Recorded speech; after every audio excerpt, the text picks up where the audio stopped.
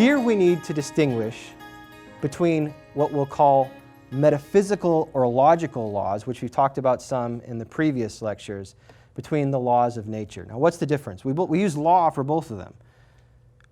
It's a very different kind of law. We're talking about metaphysical laws or logical laws. It's actually impossible. The reason we call it a law is because it must necessarily be. It cannot not be. It's impossible to conceive of the opposite. So we could say, for example, looking at the laws of logic, right, that a 0 cannot be a 1, that you cannot think of a zuan. So think of, for example, the law of a lift. So we get on these enormous airplanes, right, which are really heavy in and of themselves, and then people like me, which are pretty heavy, get on them, lots of us, and then somehow they're up in the air. Well, this is really remarkable, right? The only reason it's possible is because there's a force in nature, and we'll call it the law of lift, that if you move a wing in air at a speed that's fast enough, right, it's going to generate an opposite force against gravity, which is going to push you up. It's called lift, okay? It's a law of nature. Everywhere you go in the world, you do the same thing, it happens. You go up instead of down. It's really remarkable. Can you think of a world in which wings go through the air and there's no upward force? Does your mind let you do that?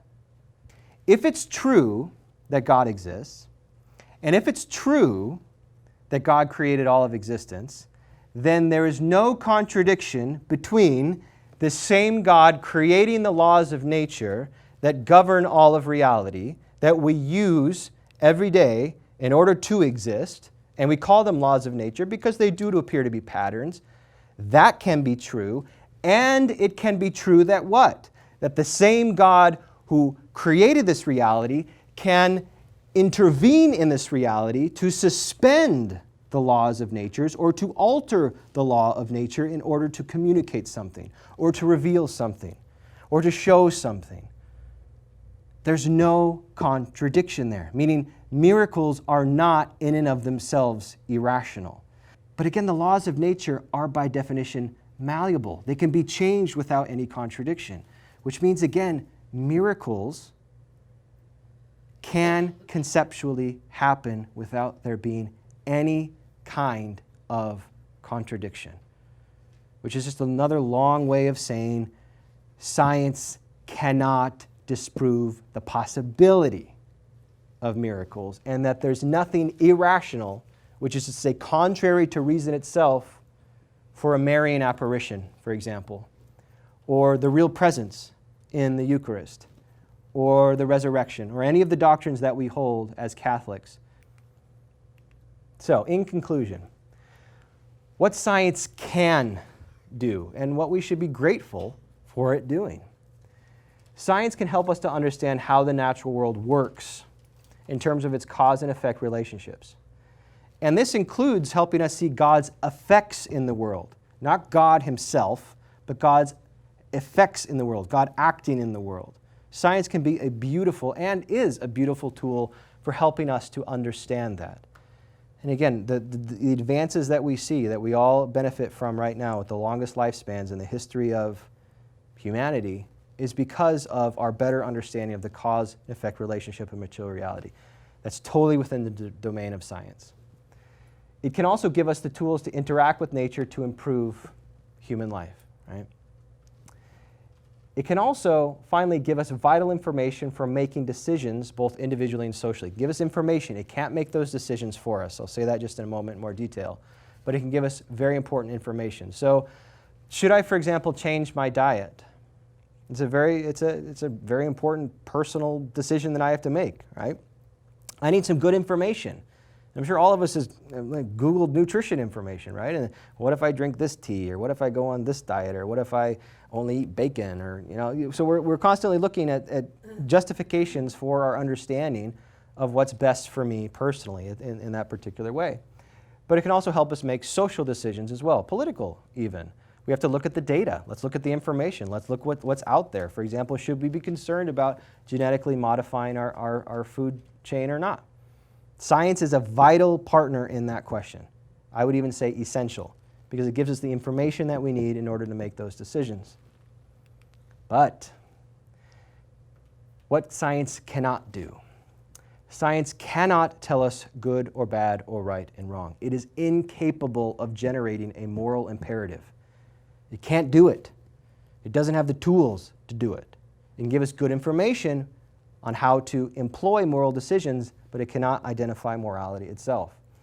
It cannot tell us the meaning or purpose of human life. In fact, if we really wanted to get into a bit more abstract territory here, it can't even tell us what the facts are, meaning we have to make a pre-decision about what a fact is and then use science to identify and study the fact. But it doesn't actually tell us what facts are. We pre-choose the facts in some sense and then activate science. So again, it's just that tool. It cannot disprove the existence of God. It cannot disprove the divinity of Jesus Christ, or as we talked about before, miracles. It cannot disprove the possibility of miracles existing, although it can help answer the question whether any particular miracle is in fact a miracle. Right, so I give the example here of the Shroud of Turin. Right, none of us are required to believe in the authenticity of the Shroud of Turin, but there's pretty good evidence, even from scientific analysis, that it appears to be from the time. It's a long story. You can look it up on Wikipedia. But there's good evidence that actually came from the burial place where Jesus was buried, and if they would test the right part of the cloth, that it actually is the right date as well. That's a great help from science, right? That we wouldn't get without science. So science cannot disprove miracles being possible, but it can help prove or disprove any particular thing that we're pointing to and saying that's a miracle or that's not a miracle. So in short, science is a God-given tool. It's a beautiful tool. It's part of the gift of our rationality, a rationality we did not create, that was given to us, but that we do possess because of God giving it to us. As a tool, it can be used as God intends for our flourishing individually and as a species, as the human race, or it can be used for our destruction and the destruction of creation. And here's the point. It is our choice. We don't have to fear science. We have to fear ourselves. So, another brick in the foundation and building up why believing in God is not only rational, but the most rational proposition. And here I hope we can finally put to rest this myth that science is somehow the enemy of faith. So, thanks for spending this time with me, and now we can spend some time in conversation.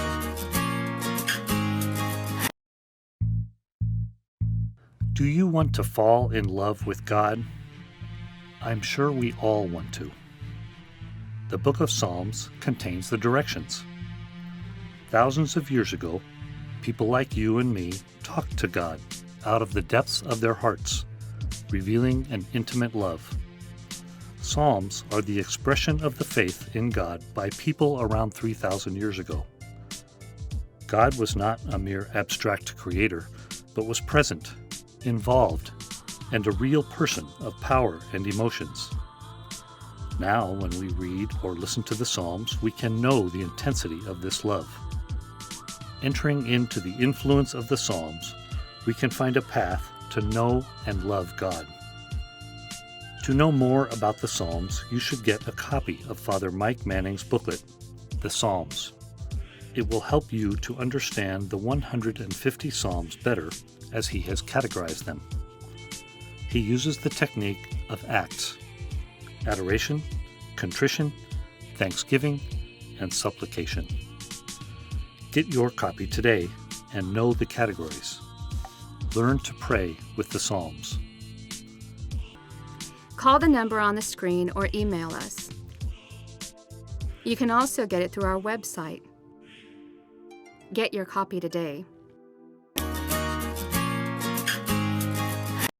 I've been told many times that the Catholic faith is the Catholic of the poor, uneducated, and oppressed. This type of education helps formulate a lot to back up our faith. Yet, in today's society, we have many Catholics leaving the Catholic Church. And it seems that when we become comfortable in our earnings and society in general, we lose our faith. And that is proven by most of the Western countries. Their churches are empty, and many of ours. So what are we doing to educate our people? It's a great question. There's a few things that we have to. I think it's important to isolate there, because sometimes they get mixed together and they're really different problems or different potential problems. One is to say, is there a problem with Catholic doctrine? Is there some gaping hole in it that modernity has somehow identified? And the short answer to that is no. Period. Okay, no. Now, can Catholic doctrine deepen and grow? Yes, big asterisk mark, but, and John Henry Newman was beautiful in explaining how this worked. Catholic doctrine only can grow the same way that, for example, an acorn can grow into an oak tree. So a principle can continue to unfold and become more itself over time, but an oak tree is never going to turn into a pig, right? So Catholic doctrine can develop, if by develop we mean become more fully itself. It cannot be contradicted. It cannot say, well, I know that we used to think that life was inviolable, but it's kind of making me feel awkward at work, so maybe not. And look how open-minded I am. It's false, okay? So it can develop but not change. So there's no problem with doctrine itself. The problem then is the delivery of it, right? The way that it's communicated, the strategies that we use to ensure that it goes from one generation to the next. And I think there, and this is just borne out by the evidence, there's an enormous problem. Many things have totally collapsed along the way. And how do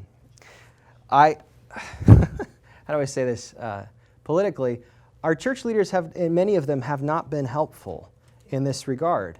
And I don't want to impute bad motives to anybody, because we're not supposed to do that, and because it's even hard to come up with evidence for bad motives. But the result has been disastrous. The result has been disastrous. There's a kind of Catholicism, and I'm not the one who's identifying. This is something, for example, if you've ever seen the work of Bishop Barron, for example, who's been working on this for a long time. There's a form of Catholicism that has been dominant for decades now, which is basically a version of a lifestyle that is boiled down to a kind of disposition of bland niceness, that to be a Catholic is basically summed up in the principle, thou shalt not offend. Thou shalt not make anyone uncomfortable ever. So says the idol. So that is a problem. And the reality is if it's true that these doctrines are true, and that's the whole purpose of these lectures, is to communicate, this isn't me, to communicate the teachings of the church in such a way that demonstrates that they are true. Demonstrate might not be the right word, that they're the best explanation for everything that we have. Then the mode that we use to communicate those truths must be consonant with the truth themselves, meaning we can't back away from them. And that includes if there's people in the church who are backing away from them. Everybody has to be held to account.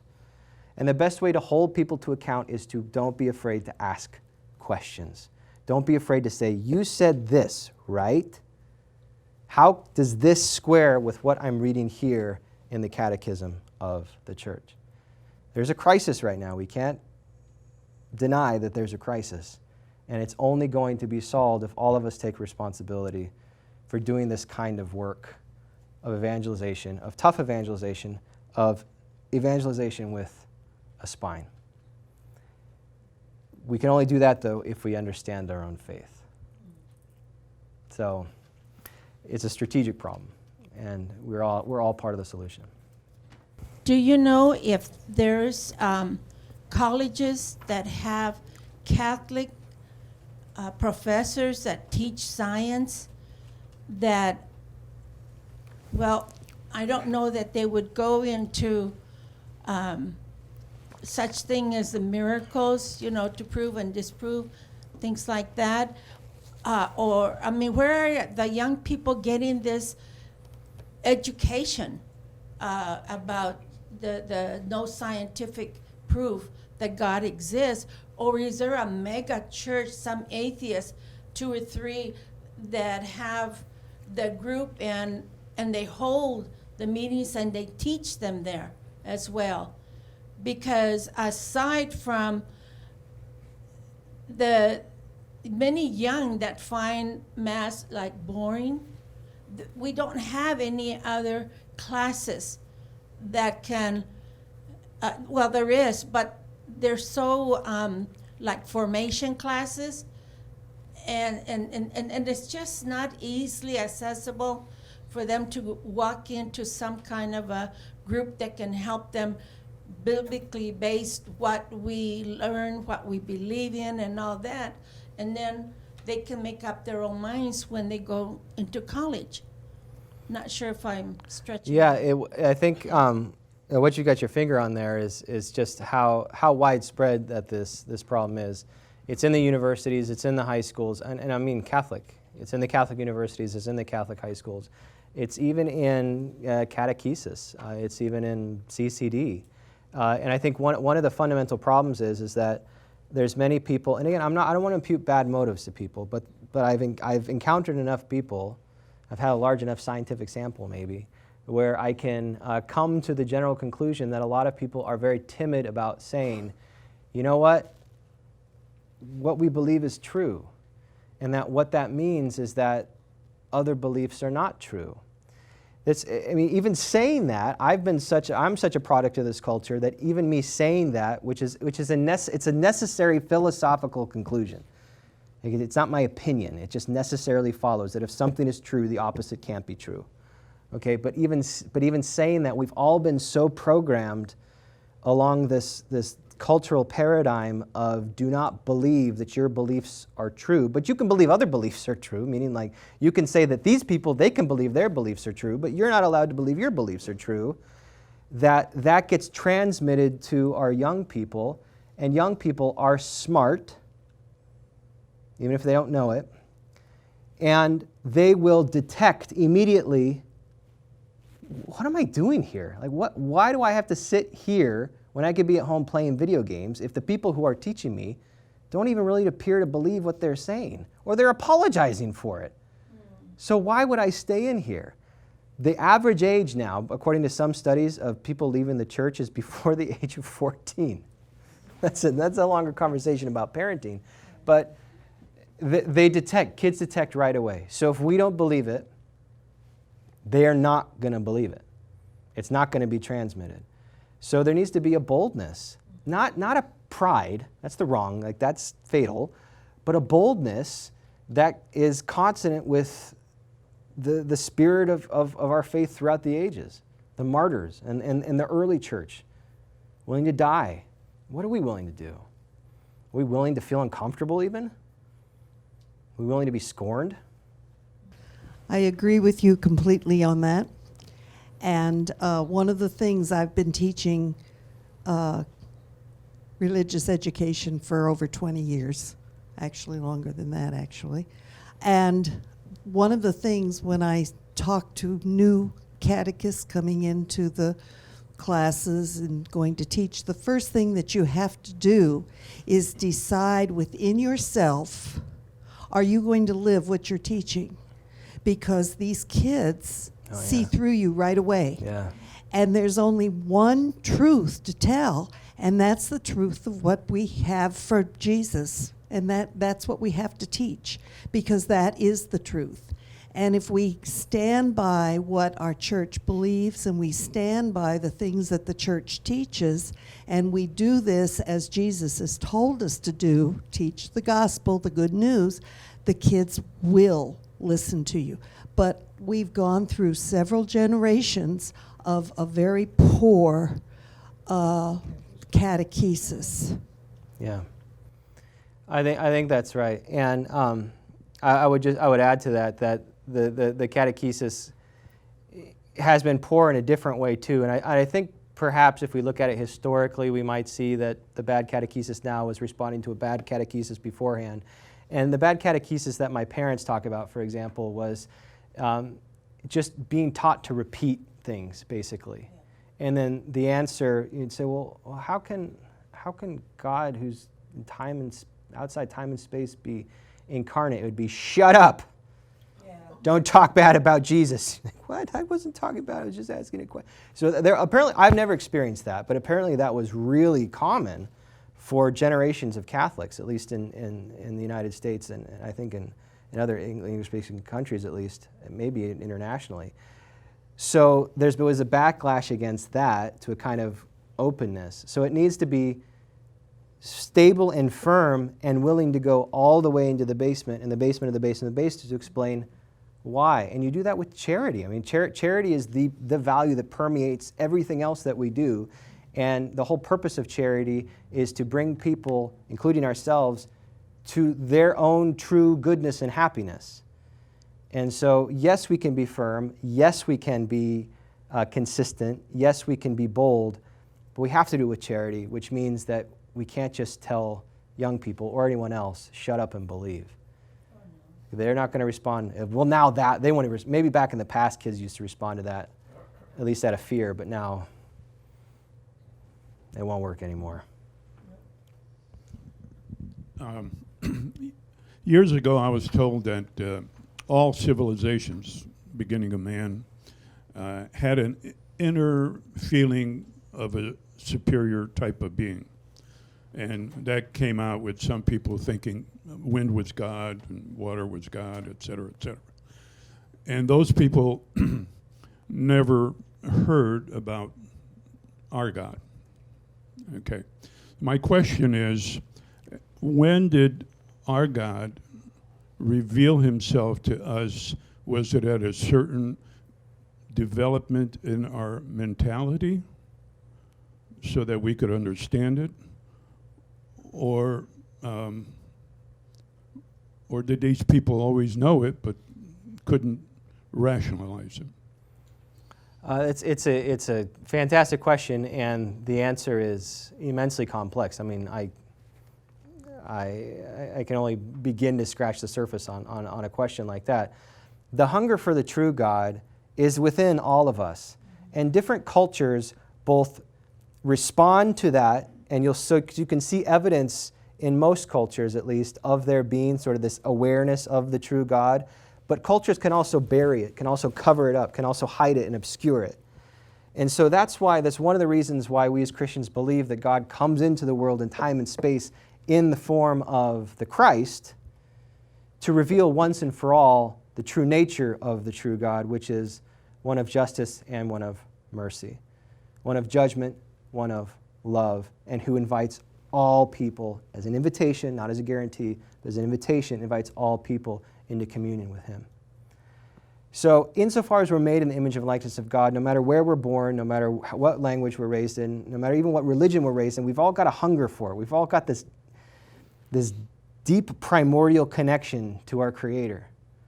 So then it's a question of how do we take off the facades, right, that build around it culturally, and get to that nerve, and then connect that nerve to the full revelation of who God is.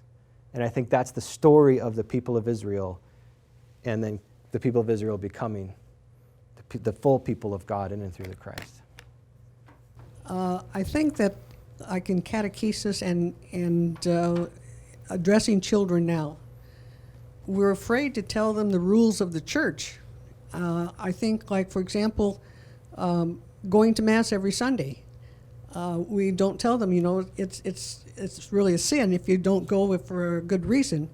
Or kids that hunt around for a church. They come to Mass and then they'll go over to the Rock or or the other churches, you know, to hear the music and Better whatever. music. You know, Always they hear just, that. and nobody They've tells got them that you drums. don't do that.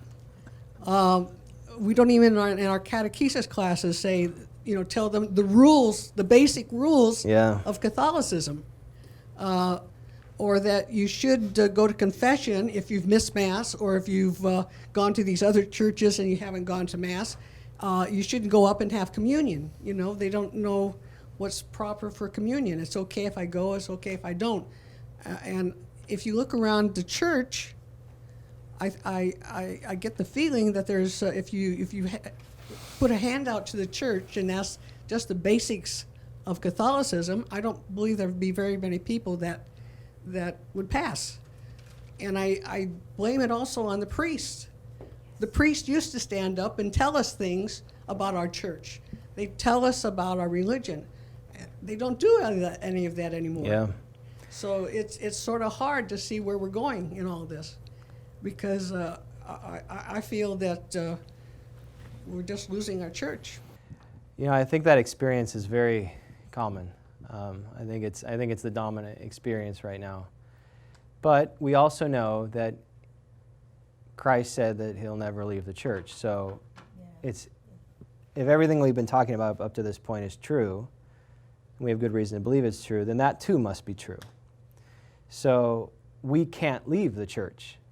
Literally, we can't. I mean, if I say the church is so corrupt, the church is so inverted, the church is so nonsensical, the church has no backbone, it's so all these things that I'm going to leave, I'm condemning myself.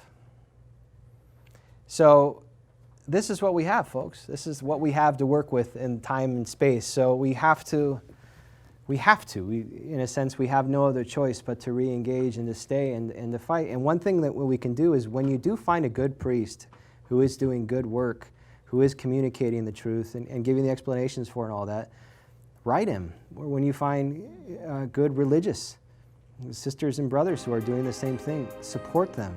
Write them. Write your bishops. Write your bishops and tell them this person is doing good work. This person is a good priest. So all of us and everyone watching, write your bishops. Keep writing them. So thank you all.